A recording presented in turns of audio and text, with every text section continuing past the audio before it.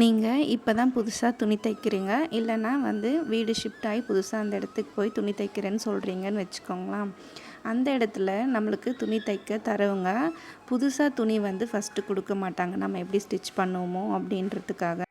இப்போது ஆல்ட்ரேஷன்லாம் கொடுக்குறாங்கன்னா நம்ம ஸ்டிச் பண்ணலாம். அதாவது சுடிதாரு, நைட்டி இந்த மாதிரியெல்லாம் கொடுக்குறாங்க அப்படின்னா நம்ம ஸ்டிச் பண்ணி தாராளமாக கொடுக்கலாம். ரொம்பவே பழசாயிட்ருக்கும். அது என்ன சொல்கிறதுன்னு தெரியாது. அந்த அளவுக்கு ஒரு கந்தெல்லாம் ஆயிட்டிருக்கும்.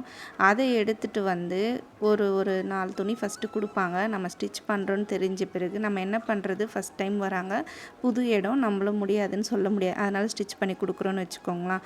உடனே என்ன பண்ணுவாங்க, ஒரு 2 கட்டை பேக்கு ஃபுல்லாக பழைய துணிங்க எடுத்துகிட்டு வர ஆரம்பிச்சிருவாங்க. அப்போது நம்மக்கிட்ட என்ன பண்ணுவாங்கன்னா, பழைய துணிங்களே தான் கொடுப்பாங்களே தவிர புது துணிங்க கொடுக்க மாட்டாங்க. ஏன்னா டைலர் கடைகளில் இந்த மாதிரி பழைய துணிங்க வாங்கி தைக்கிறது கிடையாது. கிழிஞ்ச துணி தைக்கிறது தப்பு கிடையாது.